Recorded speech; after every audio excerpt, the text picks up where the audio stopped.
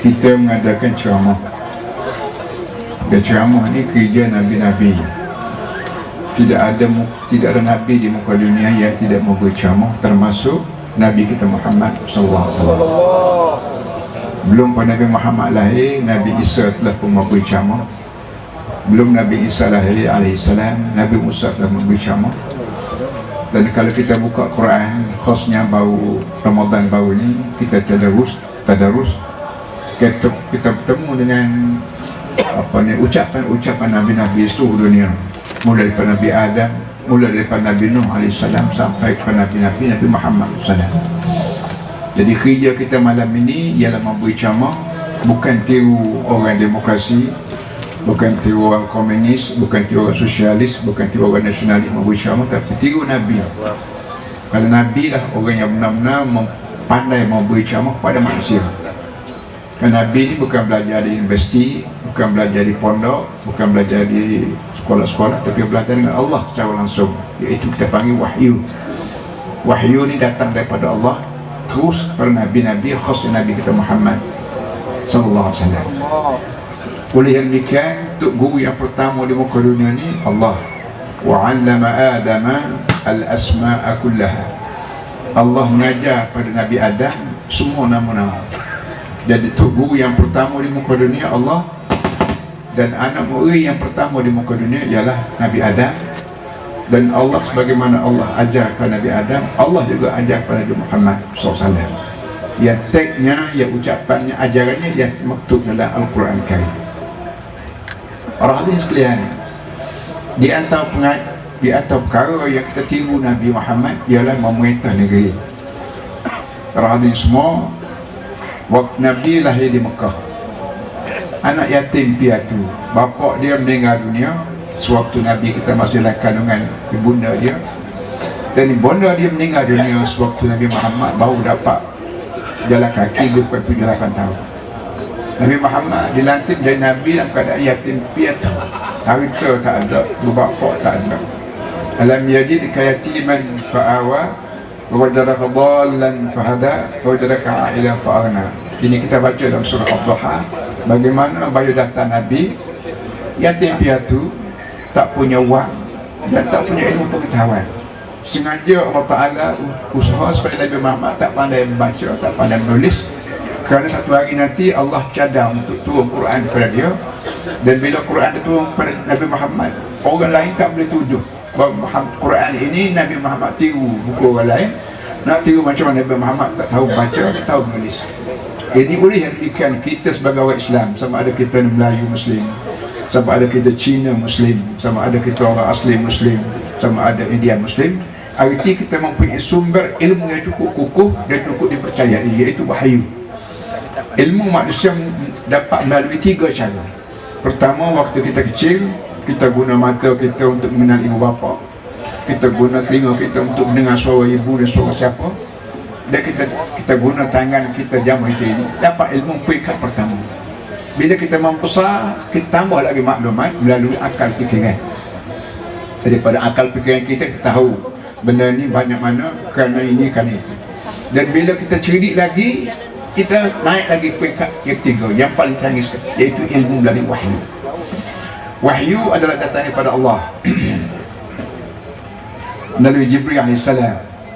Para hadirin semua, di antara wahyu ialah kita tahu bahawa Nabi Muhammad menjadi imam waktu semayang, menjadi panglima perang masa perang, menjadi menteri perdamaian masa tanda tangan perdamaian, menjadi menteri keuangan masa mengurus keuangan, menteri kebudayaan mengurus masalah kebudayaan, dan menteri sosial mengenai sosial. Semua sekali kerja Nabi.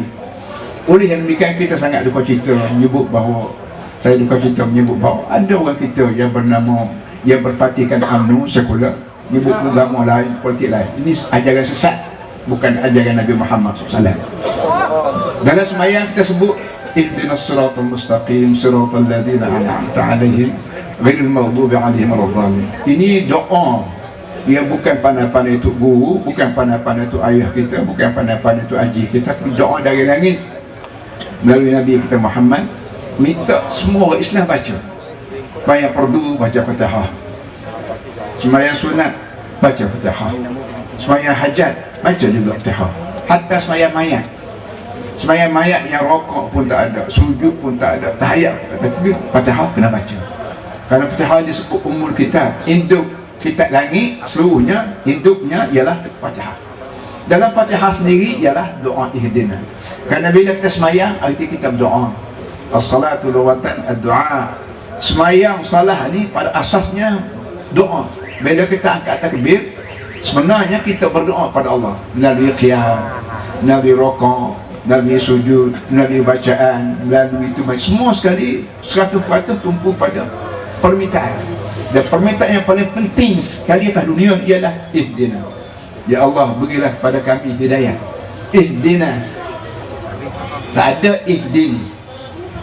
Bila kita sembahyang seorang, sepatutnya baca Allah ihdini siratal mustaqim. Tapi kita diminta sebut ihdina. Na makna kami, ni makna aku.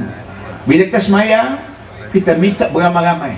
Sebuah rumah, sebuah masjid, sebuah kampung, sebuah negeri, sebuah negara. Ya Allah, tolong beri pada kami pimpinannya betul. Ihdinas siratal mustaqim. Ya Allah, berilah pada kami pimpin yang betul. Ihdina makna pimpin. Laksana kita ni semuanya buta. Allah Ta'ala anggap, minta manusia ni anggap bahawa kita ni buta. Kalau tidak dipimpin, tak boleh jalan. Bagaimana orang buta tak boleh nak berjalan, kau tak dipimpin. Bagaimana budak kecil tak boleh berjalan, kau tak dipimpin. Kita ada mata ni pun kita kena letak diri kita ni buta kalau tidak dipimpin oleh Allah SWT. Pimpin kepada mana? Siratal mustaqim. Benda apa mustaqim? Siratal ladzina an'amta alaihim. Laluan orang-orang yang dapat nikmat Allah. Orang dapat nikmat Allah di muka dunia ni ialah minan nabiyyin was-siddiqin wasyuhada'i was-salihin hasuna ulaika rafiqa. Golongan nabi-nabi garanti dapat nikmat Allah. Walaupun hidup susah, walaupun hidup merana, walaupun hidup ditekan, tapi dia dapat nikmat Allah. Dia tak pernah bertukar parti, dia tak pernah tukar agama, tak pernah berbalik, dia panggil balik parti, balik agama, tak ada. Ini menunjukkan bahawa Allah beri nikmat pada beliau selain pada boleh makan hari-hari, boleh minum hari-hari dan dapat hidayah pada Allah. Ghairil maghdubi alaihim waladdallin. Tak mahu ya Allah jalan orang yang akan murka. Itu Yahudi, Nasara. Yahudi ahli kitab kita panggil. Ahli kitab ni kita panggil ustaz lah sekarang. Ustaz. Dia lawan Nabi ni ustaz-ustaz lah zaman dulu lagi. Dulu tak panggil ustaz, orang panggil ahli kitab. Sekarang dok sokong UMNO pun ustaz juga. Ustaz. Jadi ustaz ni warisan daripada Yahudi zaman dulu. Dan Nasara juga. Nasara makna orang ada kitab tapi tak peduli. Yahudi ni orang ada kitab, orang mengajar kitab, mengajar kitab. Dan di Madinah sendiri itu penuh dengan Hebrew, dengan ahbar Yahudi, dengan alim ulama Yahudi. Tapi inilah orang pertama melawan Nabi Muhammad SAW. Walaupun di antara Nabi dengan Yahudi ni ada perjanjian yang kita panggil ahd Madinah, apa namanya, muahadah Madinah, wasiqah Madinah sebagainya. Ni para hadirin silsilah mengapa kita manusia sampai ke tengah malam ini kita diminta berceramah. Ceramah bukan apa, tidak berceramah menerangkan dasar. Daripada dasar itulah kita buat. Kita di Kelantan, para hadirin semua, saya diberi amanah oleh rakyat Kelantan tahun 90 lagi sampai tengah malam ini supaya memimpin Kelantan melalui gerakan Islam. Belum pada saya, tuan-tuan semua tahu di belakang saya ni Pak Yazid. Zaman dulu kita panggil kereta gebah PAS. Masa Datuk Asri dulu dah, dia ni apa sekarang alhamdulillah. Pak Yazid tahu sangatlah kisah Kelantan dengan pemuda rasaknya, dengan subsidinya, dengan ISA Tok Gurunya, bermacam-macam perkara yang UMNO buat di Kelantan. Tok Guru pondok kena semua ISA kerana menjaga keselamatan negara katanya. Bukan keselamatan negara, keselamatan UMNO. Mampu ialah UMNO kan ini.